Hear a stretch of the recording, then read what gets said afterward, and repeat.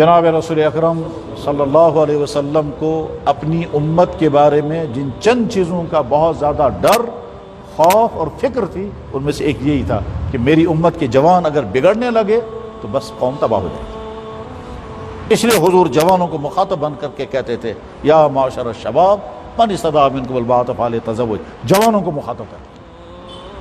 بلکہ اسی لیے اللہ کے نبی علیہ السلام نے اخیر میں پالیسی اپنائی تھی کہ سارے بڑے کام جوانوں کے کندھوں پر ڈال دیں گے، تاکہ وہ سمجھیں کہ اب اگلی زندگی جو ہے وہ ہم کو چلانی ہے، وہ بگاڑ کا شکار نہ ہو، وہ فحاشی کا شکار نہ ہو، وہ آوارگی کا شکار نہ ہو، وہ برے سارے بڑے کام جوانوں کے حوالے کر دیے تھے۔ جب حضور دنیا سے رخصت ہونے والے تھے تو فوج کا کمانڈر کس کو بنایا؟ ایک نوجوان لڑکے کو۔ جب حضور دنیا سے رخصت ہونے والے تھے مکہ مکرمہ کا گورنر کس کو بنایا؟ ایک بالکل نوجوان لڑکے کو جو ابھی بالغ ہوا تھا۔ یمن کا گورنر بنانا ہے نوجوان لڑکے کو، فلاں مسجد کا امام بنانا ہے نوجوان لڑکے کو، مسجد قباء کا امام بنایا معاذ بن جبل کو، نوجوان لڑکا۔ یمن کا گورنر بنایا اسی معاذ بن جبل کو، مکے کا گورنر بنایا عتاب بن اسید کو، فوج کا کمانڈر بنایا اسامہ بن زید کو۔ تو وہ حضور نے اپنے طرز عمل سے بتا دیا کہ اب اگلے سارے اہم کام جو ہے وہ جوانوں کے کندھوں پر ڈال دو۔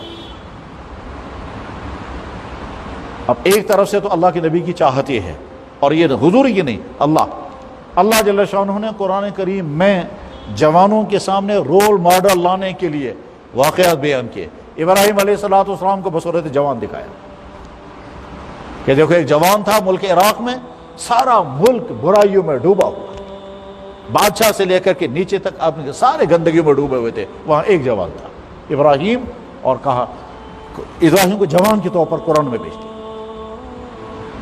موسیٰ علیہ السلام کو بطور جوان کے دکھایا۔ موسیٰ علیہ السلام جنگلوں میں سفر کر رہے ہیں اور وہاں نامحرم خواتین ان کے ساتھ سفر کر رہی ہیں۔ اس وقت موسیٰ علیہ السلام ایک جنگلوں کا سفر کر رہے ہیں، وہاں دیکھنے والا کوئی نہیں ہے، نوجوان خاتون کے ساتھ ہے۔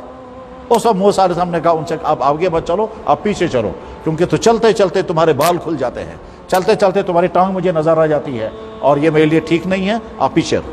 اور ساتھ میں یہ بھی کہا بات بھی مت کرنا۔ یہ چھوٹا سا واقعہ بیان کرنے کی ضرورت کیا ہے؟ مطلب اسے سوچ کا کہ موسیٰ علیہ السلام اپنے ملک سے نکل کر دوسرے ملک میں پہنچے، وہاں ایک چشمے پر بیٹھے ہوئے ہیں، سوچ رہے ہیں وہیں خود غسل، وہاں کچھ لڑکیاں ملی، ان لڑکیوں کو ان کو پانی پلا دے، ان کی بکریوں کو۔ وہ لڑکیاں چلی گئی اپنے ابا جان کے پاس۔ ابا جان نے کہا بھائی جلدی کیوں آ گئی تم؟ کہا وہاں کوئی جوان آیا تھا، اس نے ہماری بکری کو پانی پلایا۔ تو موسیٰ علیہ السلام وہیں بیٹھے انتظار میں ہیں۔ لڑکیوں کے باپ نے کہا جاؤ اس جوان کو بلا کر کے لاؤ، جاؤ اس جوان کو بلا کر کے لاؤ۔ اب وہ لڑکیاں آئی ہیں، جوان سے کریں ابا جان آپ کو وہ ڈھونڈ رہے ہیں، چلے آپ وہیں۔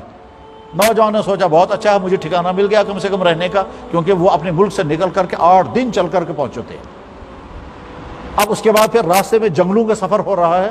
اس وقت موسیٰ علیہ السلام اس لڑکی سے کہہ رہے ہیں آپ پیچھے رہو، آگے مت چلیں، چلتے چلتے تمہاری ساڑی گر جاتی ہے، بال نظر آتے ہیں، چلتے چلتے تمہارا پیجامہ جو ہے ہٹ جاتا ہے، تمہاری پنڈلیاں مجھے نظر آ جاتی ہیں، اور بات بھی مت کرنا، آپ پیچھے رہو۔ یہ چھوٹا سا واقعہ بیان کرنے کی کیا ضرورت ہے؟ جوانوں کے سامنے رول ماڈل۔ پھر آگے چل کر حضرت یوسف علیہ السلام کو قرآن کریم نے بیان فرمایا۔ یوسف علیہ السلام جوان ہیں، خوبصورت ہیں، بادشاہ کے گھر میں نوکر ہیں، اور اس کے بعد پھر جب جوانی کا آغاز ہو گیا تو چونکہ بہت زیادہ خوبصورت تھے، اس لیے اس بادشاہ صاحب کی اہلیہ زلیخا، جس کا نام تو قرآن میں نہیں ہے، تذکرہ قرآن میں ہے، اور اللہ تعالیٰ شان فرما رہے ہیں کیا زلیخا نے یوسف علیہ السلام کو اپنے کمرے کے اندر پہنچایا اور بیڈ روم میں پہنچایا، اور اب اس سامنے اپنا برا ارادہ ظاہر کیا تو یوسف علیہ السلام ہکا بکا رہ گئے۔ یہ مجھے کیا پتا چلا؟ یوسف جوان خوبصورت مگر اتنا صاف مائنڈ سیٹ ہے، اس کو خیال ہی نہیں آتا یہ مجھے کیا کہہ رہی ہے۔ اب اس کو پہلی مرتبہ سمجھ میں آ گیا۔ یوسف علیہ السلام نے کہا معاذ اللہ، میں تو سوچ بھی نہیں سکتا جو تم مجھے کہہ رہی ہو کرنے کے لیے، ایسا نہیں ہو سکتا۔ اس نے کہا تم جاؤ گے کہاں؟ سارے گیٹ بند ہیں، تالے لگے ہوئے، تم کہیں نہیں جا سکتے۔